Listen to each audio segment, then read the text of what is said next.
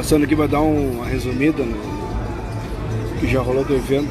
Teve duas palestras, um com o diretor da Petrobras, William França, e o outro com o diretor-geral da Itaipu Binacional, Enio Verri. Bem interessante, temos abordado principalmente a questão da Petrobras a respeito de começar a reinvestir no setor de refino novamente. Ela estava com um plano de desinvestimento, né? No planejamento estratégico da Petrobras, mas agora vão começar a reinvestir de novo, então isso significa que vai ter investimento mais ou menos uns 20 bilhões em 10 anos nessa área. Isso aí gera emprego, gera mais renda, gera demanda de treinamento, capacitação, etc.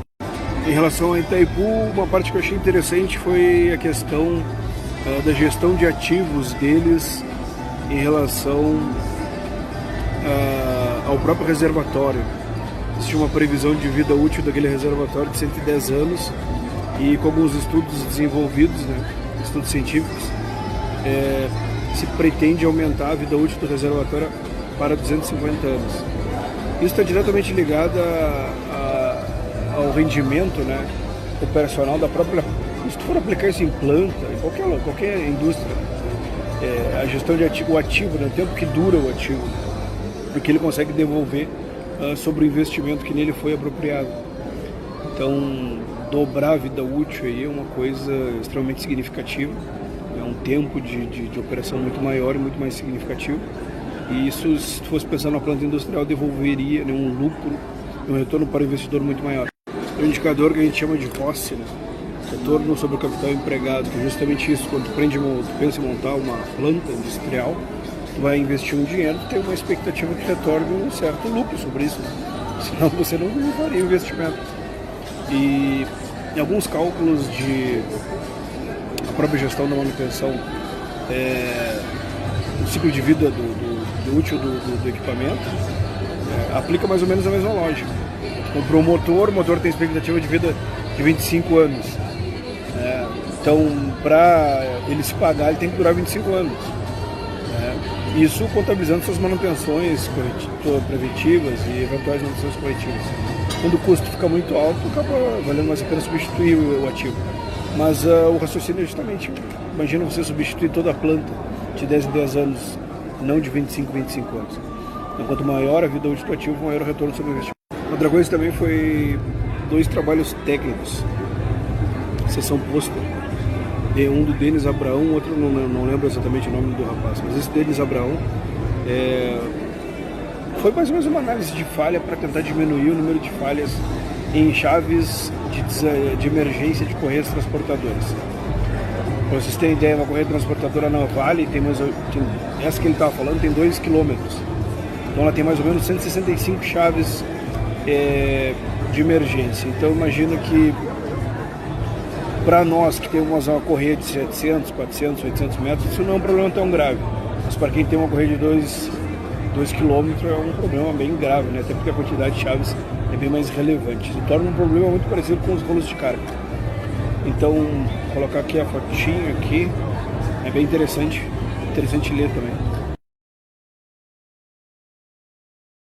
Então, das ações ali, depois que identificaram qual as chaves que mais dão um problema, tomaram algumas ações como mudar alguns componentes da própria chave, que eram muito fracos,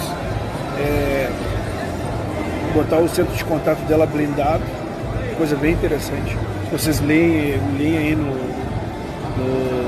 na foto que eu coloquei anteriormente, está bem descrito o que foi realizado. Então foi um trabalho bem interessante e bem eficaz, na realidade.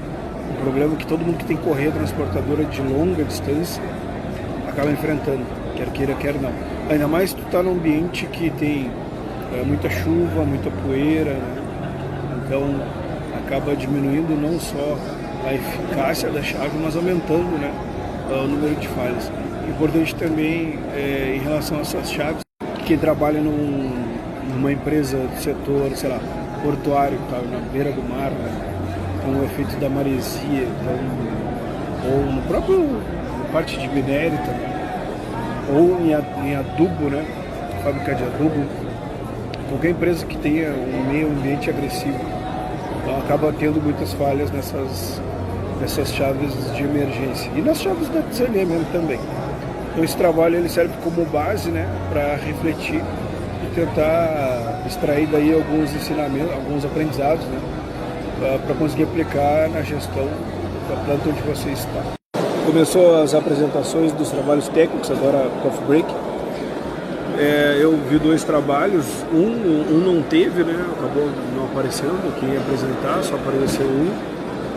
E esse foi o trabalho de simulação de confiabilidade, manutenabilidade e custo de manutenção do engenheiro da Petrobras. Esqueci o nome dele, mas eu vou postar aqui.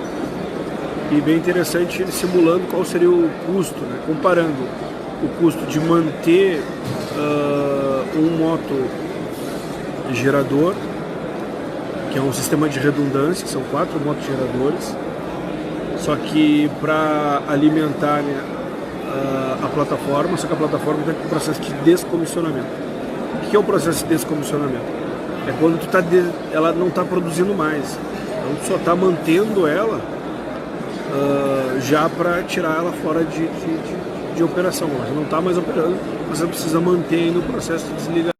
Então a comparação era tentar entender qual era o risco, né, de parar a operação do motogerador para o processo de alimentação de energia da plataforma e qual era o ganho financeiro, né, que aí seria o trade-off, era o ganho financeiro